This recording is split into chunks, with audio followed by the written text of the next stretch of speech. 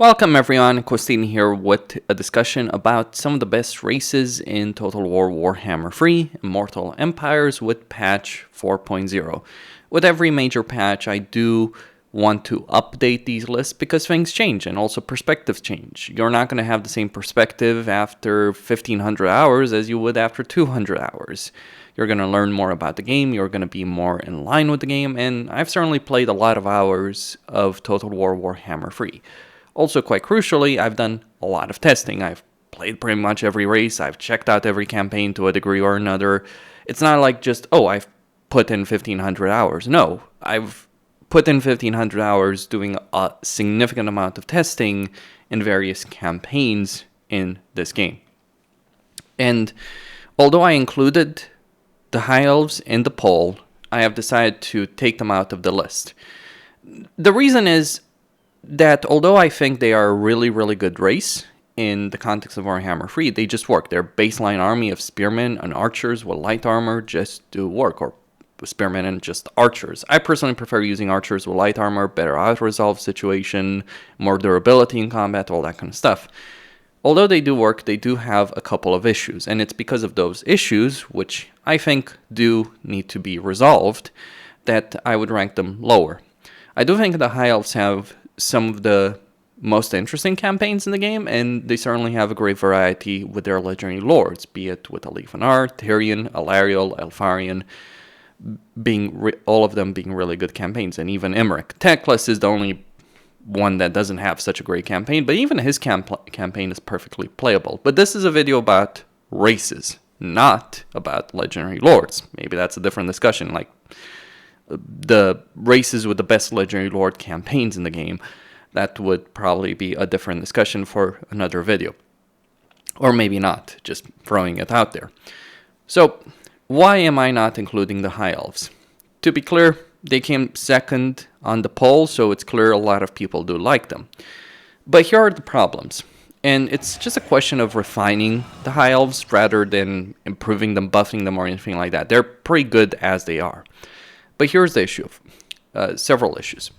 One, the research tree. It's locked behind structures, and it's locked behind cache. Now, locking it behind cache, all well and good. Locking it behind structures, that is an annoying thing. Now, some structures you would obviously get, like the archive you'd want to get for the mage recruitment, to be sure. But other things, like trade advancements requiring an elven embassy, that is certainly annoying. Cultural advancements requiring the elven court and the Shrine of Asuryan, which, by the way, is a structure you could care less about in a campaign. Like, you would get it in a tier 4 settlement, maybe. Realistically, you'd only get it in tier 5 settlement. Getting a minus corruption structure just for the sake of research is not a great campaign dynamic. So that's one of the first issues that the High Elves have. The influence system is also something that I think could be updated. Having to spend influence to get a lord that doesn't have a negative trait or just abusing ridiculed archmages, which are DLC lord, is not, again, a great campaign dynamic. You can overcome this using the load save character system. So let's say I want to get a prince with a good trait. By the way, this is bugged, but if I wanted to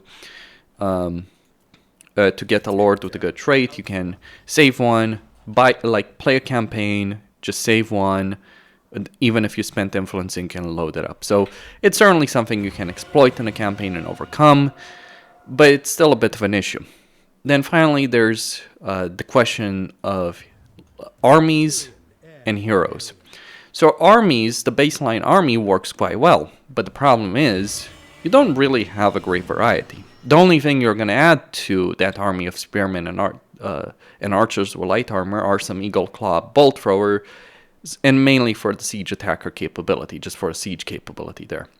Outside of that, you're not really going to use much of the High Elven army roster, because although it's workable, the simple reality is when you're playing a campaign in Immortal Empires, you're looking for scalability. And you want to get as many armies as possible.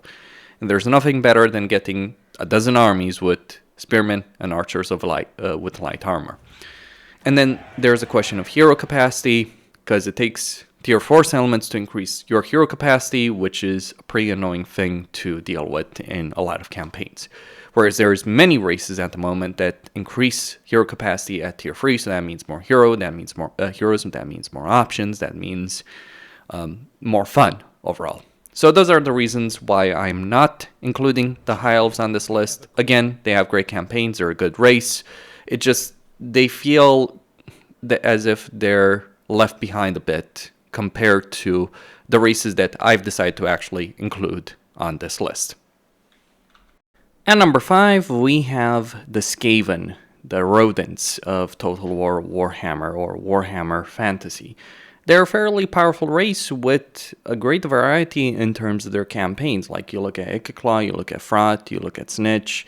Hell, you even look at the baseline Legendary Lords, Krolk and Queek. They all have something going for them. With Queek, it's the massive amounts of chieftains he can get very quickly in his campaign. With Krolk, it's the plagues and, well, everything that involves Lustria.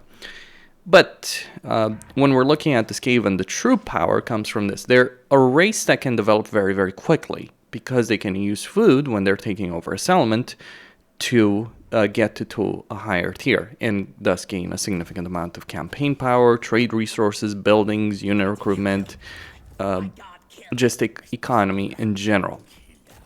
And having a lot of heroes is certainly a great Skaven power that they do have in their campaign, because from tier 2 settlements in general, with the exception of Snitch, who gets Sinnelleos at tier 1, but in general they're going to get hero capacity at tier 2. That is a pretty ridiculous level of power for chieftains and assassins.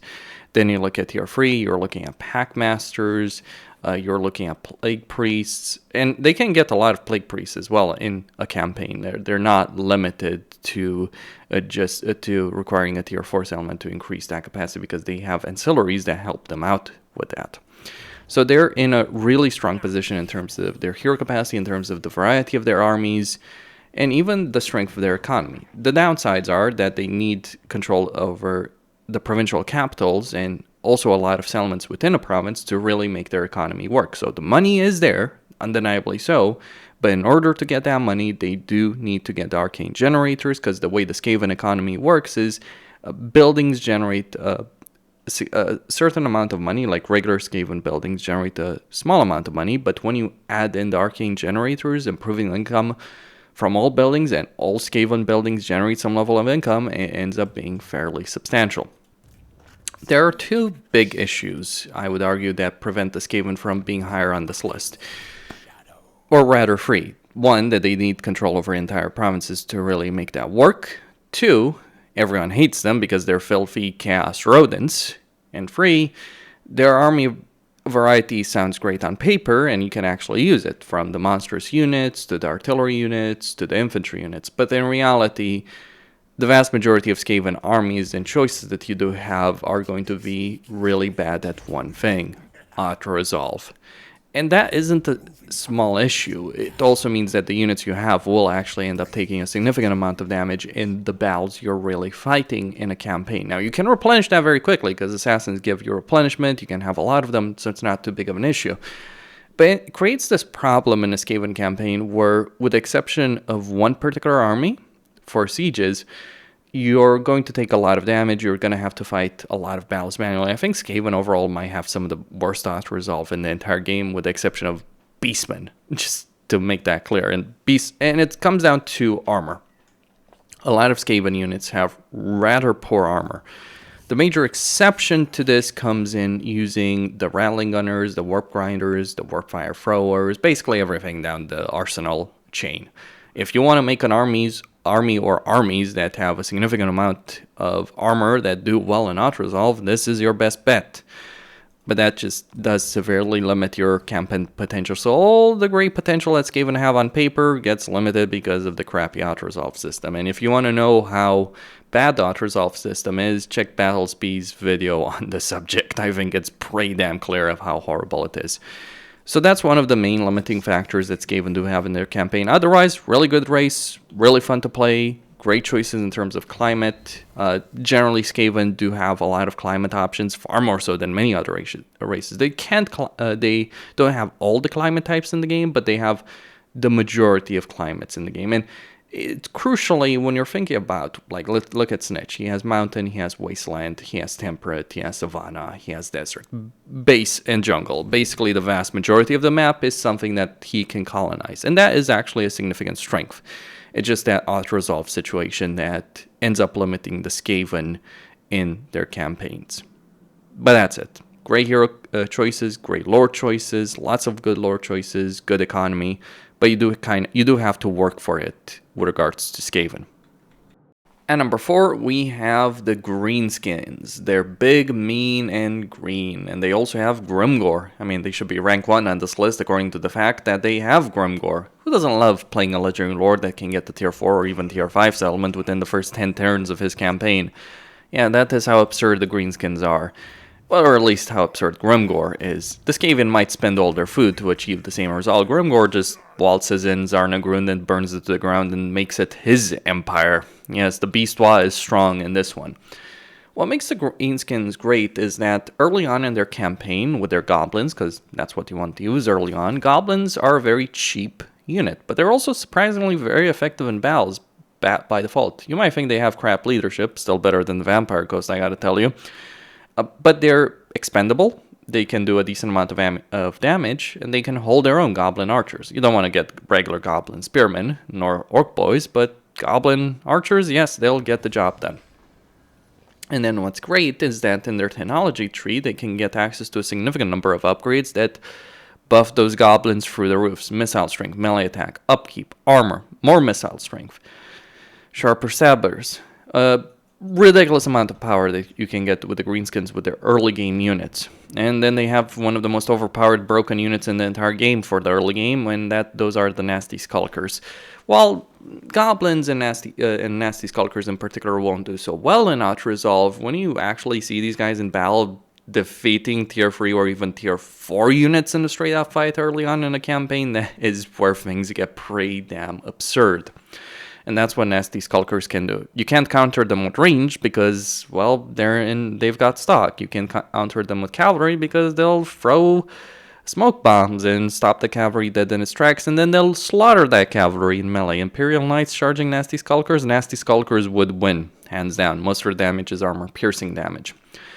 That is a DLC unit, to be clear, but even without DLC, the Greenskins will handle quite well. And in fact, one advantage the Greenskins have over the Skaven is that some of the best Skaven campaigns are through DLC. Whereas with the Greenskins, the best campaign by far is Mr. GRIMGOR, who's a baseline Legendary Lord from Warhammer 1. That should give you an idea of how Creative Assembly has handled this. The DLC does add some important things like Giant River Troll Hacks, Stone Trolls, Nasty Skulkers. Those are the 3 things you want to own the Greenskin DLC for. Everything else is kind of fluff. Important fluff, don't get me wrong, but still fluff.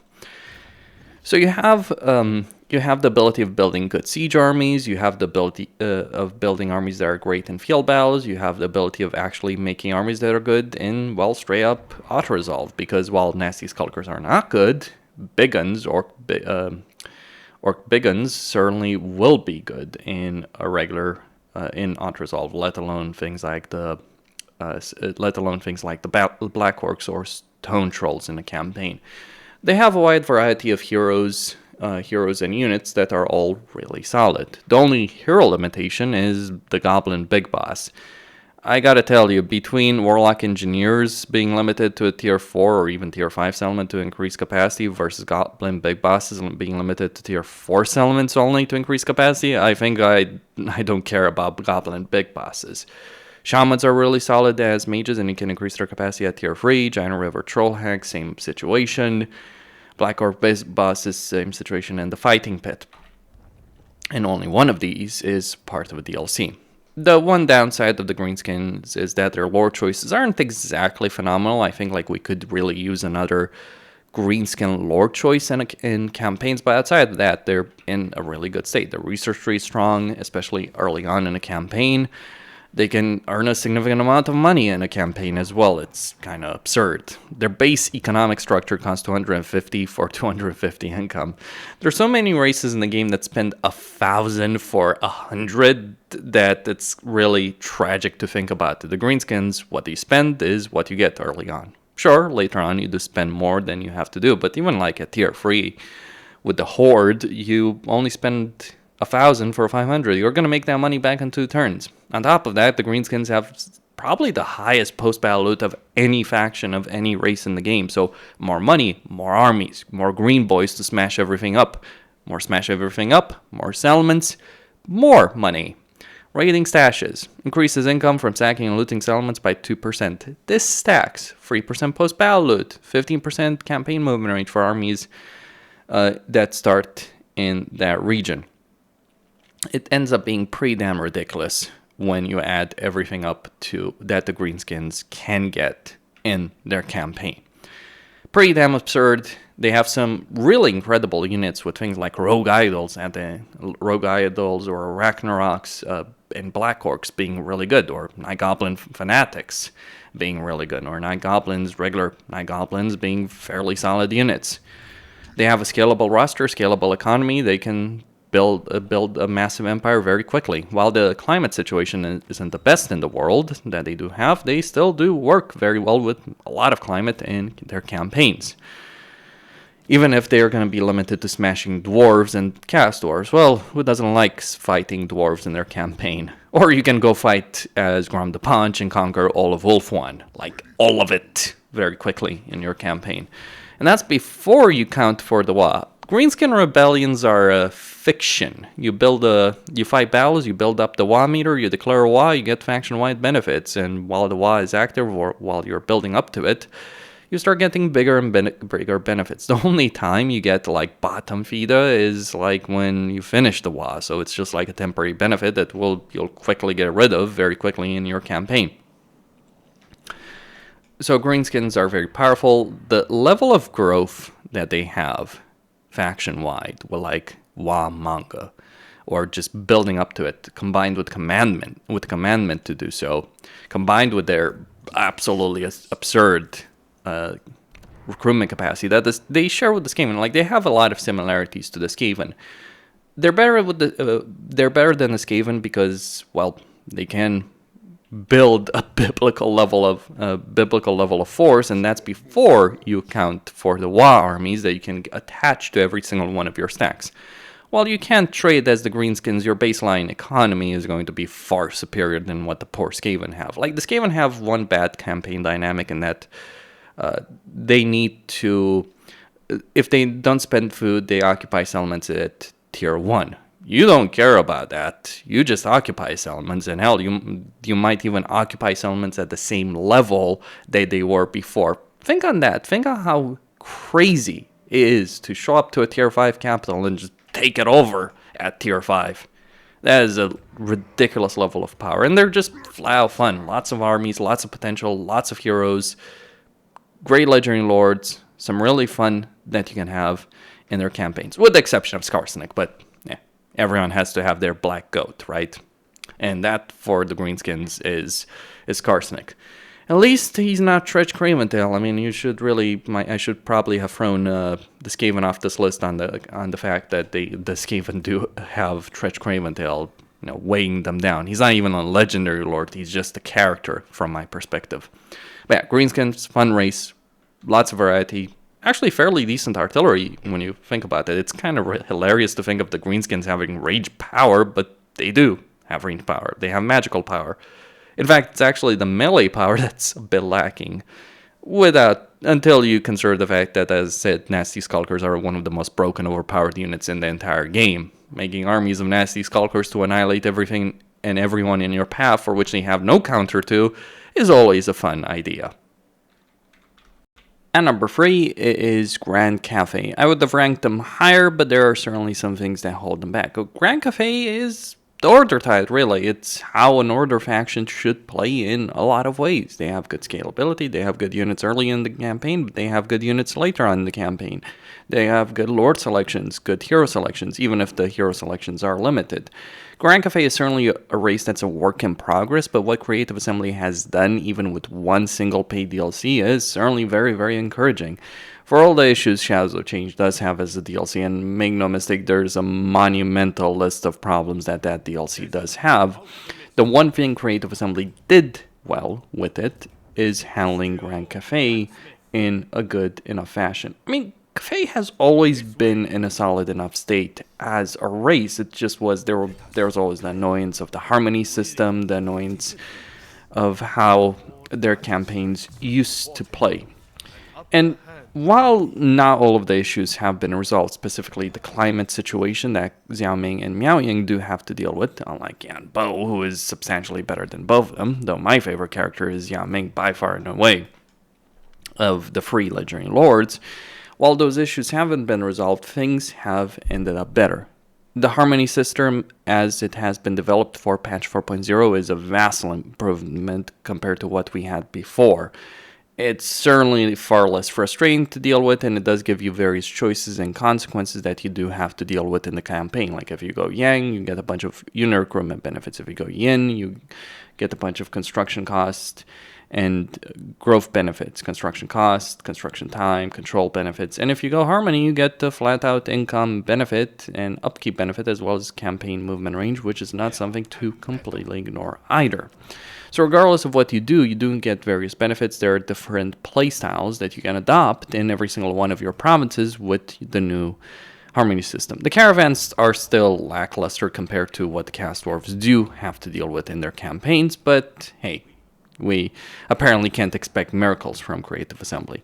But again, Cathay was always in a solid state. They just added on to that, built upon that. One of the great things about Cathay is that even from a very early situation in their campaigns, their Jade Warriors are flat one of the best tier 1 units in the game. I mean, they're much better tier 2 units, to be clear, but tier 1 units, Jade Warriors, 80 armor, with that level of leadership, yeah, those are fantastic units. And while it can end up being feeling like fairly stale throughout the campaign, just massing Jade Warriors, crossbowmen, and eventually going into Jade Warriors with halberds and Jade Warrior crossbowmen with shields for much of your early game, certainly the power of the race is there, and it's not an awful playstyle. And well, you do get faction-wide casualty replenishment benefit with the compass. Well, it does create its own issues not having a hero that can do that. It certainly is a playstyle that works. There's a lot of power, and when I say Cathay is like the Order Tide, just look at the situation of Cathay in Cathay. You have a bunch of factions, you're allied together, you also have powerful foes, you have a great variety of enemies to deal with in Cathay, and that's something all the Legendary Lords of Cathay have to deal with. You have one of the best areas of the campaign map to tackle, and once you do, you can deal with the rest of the world, even if you are going to be limited by climate, unless you're playing Yan Bo, who also gets the added benefit of dealing with Lustria. So there's certainly a good amount of army potential, hero potential, lord potential as well with them. Like, they even made the Lord Magistrates good to use. Yes, surprisingly, because the benefit they get with that, with specifically one skill, with the supply line operations, makes them actually worth using in a campaign at the moment when you're considering the Lord Magistrates. They're also cheaper to use than the other lore choices in a campaign. So you have a good amount of scalability, and you have a race, and this is what's really important with good races. You have a race that no longer feels frustrating to play when you're playing well. You have a race that rewards you appropriately when you are playing well, and you do achieve results. And it feels very satisfying to, like, you know, file all of Cathay by like turn 30 or something along those lines. It's very satisfying. It does have risks, reward. It does have pros and cons. It does have limitations in their campaigns. And what makes a good race is not just having raw power, it's also having some kind of limitations. Like, you have a variety of units you can use, from infantry to cavalry to some of the best artillery in the game, including flying artillery units. But you also do have severe limitations as well when you're dealing with Cathay. But that's actually for the better, because without any kind of limitations, you just end up steamrolling out of control and no one can stop you, which is the problem the Warriors of Chaos have in their respective campaigns. Or Warriors of Chaos and Wood Elves specifically would just annihilate everything in their path. Treekin and Gladeguard, and that's the name of the game for Wood Elves. Or Warriors of Chaos for the Warriors of Chaos, funnily enough. I guess appropriately enough, but still. Issues with respect to that, whereas Cathay does have its vulnerabilities, does have its limitations, and you do have to weigh the pros and cons of how you're going to build a province, how you're going to build your empire, where you're going to expand, who you're going to be dealing with, who are you going to confederate, when you're going to confederate. Diplomacy is actually important because ultimately you do want to confederate the various factions. There are problems, as stated, right? There are obviously issues like the Great Bastion itself, for instance, apparently collapsing into dirt over here already, though that's appropriate because they only started to an army the village eliminates on turn 1. But still, pros and cons, various decisions to be made, lots of consequences for those decisions. The only reason I'm not ranking Cathay higher is still work in progress as a race, and the climate limitations on Xiaoming and Miaoying do certainly limit the enjoyment you can have with their campaigns, whereas with Yanbo, not the issue, but having only one really good campaign where you can build a massive global empire without those kind of restrictions is not a great situation. Like, I think like this is something that Creative Assembly in general should consider with the game. Like, the climate situation is something that I think they can improve. But even so, Cathay is a great race. It's fun to play. It's got a good army. It's got a good campaign playstyle, quite crucially. It's more on the side of the campaign playstyle than the army situation. Like, Skaven and Greenskins can have far more interesting armies to play with. But in terms of campaign mechanics, I would say Grand Cathay ends up in a far better position. And number 2 is certainly going to be a race that a lot of people will disagree with me on, and it is the Dark Elves. But let's break it down how they work. In terms of battle gameplay, Dark Elves do have a fairly large roster of pretty solid units, from Dark Shards and Dread Spears at tier 1, to Dark Shards with Shields at tier 2, and at tier 3, Black Arc Corsairs and Reaper Bolt Throwers. It is a good thing to have an artillery piece, which is important in terms of taking over settlements through the barracks chain. Something that maybe other races should have in their campaigns. You know, would make the campaign dynamic much better when you actually have siege to be able to deal with the wall towers and walls. They have a great variety of heroes as well in their campaign. They can get a lot of masters for tier 2 settlements. They can get Death Hags and Knight Assassins at tier 3 unless you're Morathi, in which case you cannot gain Knight Assassins until tier 4, but that's just a limitation of her campaign. Death Hags are the ones that give you replenishment. They can get a lot of mages as well through tier 3 compared to the High Elves. Compared to the High Elves, like, the High Elves are the kind of race that grows slowly and gets more power as you play through their campaign, whereas the Dark Elves are the kind of race that starts with a lot of power and doesn't necessarily gain a whole lot as you play for them. Well, you certainly do. What I like about the Dark Elves is that there's certainly a good amount of variety in terms of the armies you can build. You can go with the Dread Spears Dark Shards army, and it is a perfectly functional army. It's the counter to the High Elves Spearman and Archer army. Or you can start making armies of Black Arc Corsairs by getting a Black Arc. You don't have global recruitment as the Dark Elves. You have Black Arc recruitment. Or you can go down the path of various monsters. It's not something I necessarily want to do, but it's still an option that's available. You can go with Shades if you so desire. If you want to go with the sneaky, stabby kind of playstyle, you do have that option available to you. So you have a good amount of hero variety, you have a good amount of combat power, you have a good amount of unit variety that are all very strong and quite capable. And you have access to these units. It doesn't matter how good your unit roster is if you can't afford it. Something that does affect some of the weaker races that do exist in the game. So that's one of the strengths that the Dark Elves do have in battle. On the campaign map, this is where the source of disagreement comes in. A lot of people that played a significant amount of Warhammer 2 really dislike what Creative Assembly did with Dark Elves in Warhammer 3. For my part, I think that they vastly improved them. While I understand that the Dark Elves are not as strong in the long term as they were in Warhammer 3, because you can't stack slaves in a single province anymore and gain a significant amount of power and economic power specifically, I think we can all agree that was a pretty ridiculous, over-the-top mechanic, how much money you could give for that. But certainly plenty of people did like it when that was the case. Things now are different. They're different in the sense that when Warhammer 3 launched, they made slaves global. They're still global, and they gave you various benefits to your faction in terms of construction cost, for instance. Now, however, those bonuses have been eliminated, and now what you have with slaves are slave dictates, open market, slave drive, fight to the death, so you can gain control, growth, and treasury. So that growth benefit, 50 growth for 300 slaves, that is substantial. You're certainly playing a race that does need to constantly fight battles in order to keep things going. But there's nothing wrong with that. I think that's how things should be. You want to, I think criticizing Creative Assembly because they developed campaign mechanics that force the player to be active as opposed to sitting out their ass doing nothing is a bit misguided, to say the least. I understand that there are some people that do enjoy the passive gameplay more, but I think it's overall bad design for a game like this to reward the player for being passive. Whereas right now, or how they were at launch in Warhammer 3, they certainly pushed you to be active. Maybe a bit too much, but they've toned that down. You now gain slaves from ports, for instance. So you can actually generate slaves every single turn. Now, what slaves are used is, well, you can use them for instant construction. Now, I can't show you this right here, but basically you can use slaves to instantly construct buildings. This is a significant amount of power. Like, look at Nagron over here. This is turn 9. I have a tier 2. I've got all the structures built over here at tier 2.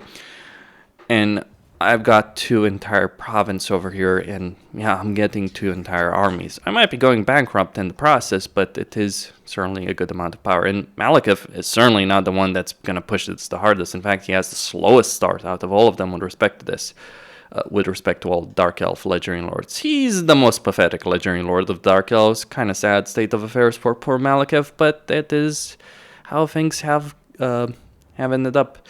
Well, it was the case in Warhammer 2 that these kind of Legendary Lords like Malekith, the strength that they had in their campaign was the fact that they had a much safer and easier starting position. That's no longer the case for Legendary Lords like Malekith, and that's why Morathi is the far better Legendary Lord, or any of the others, really, in their campaigns. Because their campaign mechanics, their starting positions, their starting armies do allow them a great deal more flexibility. He's still pretty solid, don't get me wrong. He's still a Dark Elf Legendary Lord that does have some good benefits in his campaign, don't get me wrong on that, but he's just not top dog. In fact, he's the worst of the Legendary Lords of the Dark Elves. Well, Rakarth is probably worse, all things considered, but all the same. In terms of campaign mechanics, the instant construction and the ways you can use slaves for rights, for instant construction, for dictates, does grant you a significant amount of power. And combined with everything else, the ability of getting heroes very quickly in a campaign, the ability of getting black arcs, which have a significant upkeep benefit for the units inside them, and can recruit tier 3 units at tier 1, ends up being a fairly substantial amount of power that the Dark Elves do have. And it is fun. It is genuinely fun to play them. While you have a ridiculous level of power as well, in terms of your armies and your economy, it doesn't end there either. It's also diplomatic power. I know this might sound surprising to a lot of people, but here's the thing to understand when you're dealing with the Dark Elves.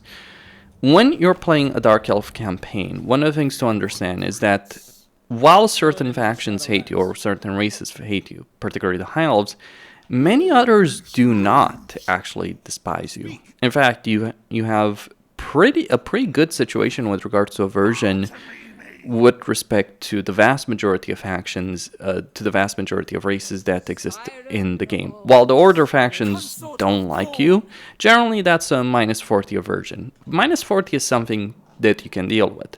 So, shockingly enough, the Dark Elves can be masters of diplomacy in their campaign. They also have a good amount of climate options available to them as well. Crucially, they get Chaotic Wasteland. Like if you're playing Malekith, you would take over this entire territory, or the vast majority of this entire territory, Ulthuan, and then Norska, and then maybe the entirety of the Chaos Wastes. So, are the Dark Elves the true heroes of Total War Warhammer? Maybe, though maybe not. I've played a Morathi campaign where I allied half the world, and fought chaos. So maybe they are the true Order Tide in a campaign, or you can be the Bringers of Darkness if you so desire in a campaign. Wipe out all the Order factions and help Archaon if you so decide. That is up to you. But it's a great deal of flexibility that not many other races have. They're kind of in this middle spot. Another race that does have that kind of diplomatic potential are the Tomb Kings. But the Tomb Kings have a significant number of issues that come with them. They're not bad. They just haven't been really updated for the kind of campaign style we have in Warhammer 3. Whereas the Dark Elves were updated, and I'd say Creative Assembly ended up doing a good job with them. I certainly prefer playing them in Warhammer 3 versus Warhammer 2. But then again, I didn't quite like Warhammer 2 as much as some other people did. So that's where I stand on that issue. And finally, at number 1, is the Chaos Dwarves. What makes the Chaos Dwarves so great to play is not just their army roster, though they certainly have a fairly good army roster, but it's really their campaign mechanics. This is the kind of race that wins out largely because of the campaign mechanics. Again, battle-wise, perfectly good, really fun to play, but it's the campaign mechanics that elevate them to this number 1 position. Having to deal with 4 different types of resources, be it laborers, raw materials, armaments, conclave influence, on top of caravans, on top of the political system, on top of GRIMGOR, is certainly a complex campaign. It means every time you click this button, you know next turn you're going to have something to do, decisions to make, pros and cons to weigh in your decisions, risks to take. And it does pay off. That's really what elevates the Chaos Dwarves to such a high position. Also, they're not limited in climate in any way, shape, or form on the campaign map. They're the masters of industry. Everything is up for grabs when you're talking about the Chaos Dwarves. So really fun campaigns with them. Great race to play. It's also the kind of race that does have a lot of power, but you do have to earn it because your hobgoblins, doesn't matter if we're talking infantry, if we're talking cavalry, just aren't going to be able to win out against mid-level armies. So you're going to need to replace them. But replacing them does take effort, does require building a massive industry, the military-industrial complex of the Chaos Dwarves, in order to support them. So you have to be careful about that. You have to manage your outposts to get those raw materials. You have to manage those factories to get the armaments. You have to manage your armament upkeep as you progress further and further in the campaign, and you get access to the manufactory, and you get access to the various unit type upgrades, also increasing the unit caps. I think unit caps are something that Creative Assembly hasn't necessarily handled in the best possible fashion in the past. I mean, I certainly look back at the Beastmen and how they handled that with their rework, and also the Tomb Kings, but with the Chaos Dwarves, it just ends up working quite very, very well. So you have that scalability in a campaign. You have the initial power, and then you do have scalability throughout the course of a campaign that does grant you more power. If you play properly, that's the important thing. This is the kind of race where if you know what you're doing in the game in general, you will feel very satisfied and rewarded for it. But it's also very easy for everything to come crashing down and all of your bad decisions to bear fruit, if you will. But also, at the same time, your good decisions will work out brilliantly. So, great campaign areas for all of them to deal with. They don't have the diplomatic ability as, say, the Dark Elves or the High Elves. They're universally hated by many factions. The Order factions on a campaign, they pretty much hate their guts. And they're also hated by the Greenskins. It says a lot, by the way, about a race when even the Skaven, of all people, dislike you slightly. But when the Skaven dislike you, well, let's just say that is indicative of how evil these guys are. And they love it. They embrace it. They embrace being evil bastards in the lore. They embrace being evil bastards on the campaign map and demolishing everyone and everything that stands in their path. And it is amazing to play them. Like, just consider this campaign as Astrogoth. I have 2 armies. For many other Legendary Lords, for many other races, that would be a significant amount of power, but I've got GRIMGOR to deal with. And I know that's going to be a hard fight. And that's great, having a race with a lot of power where you do have powerful foes to deal with, where you're not just steamrolling across the campaign map, which, by the way, you could throw that accusation against many of the races and Legendary Lords for the races that are on this very list. That is not a luxury the Chaos Dwarves have. They have to earn their keep, so to speak. And I think, like, the Forge of the Chaos Dwarves, at least in terms of the quality of the content, really shows how well Creative Assembly can handle things when they actually care about it, whereas Shadows of Change can show us how badly things can go when they don't care about the overall quality of it, or when they're trying to rush pieces of content with a small development team in a very short period of time and then overcharging it. So I feel like Forge of the Chaos Dwarves should have set a new standard for DLC. It might just take some time for Creative Assembly to realize what they actually released and that this is the level of quality that we expect from them going forward, not what they did with Shadows of Change. Costin here signing out. Don't forget to subscribe, like, and enable notifications, and stay tuned for more.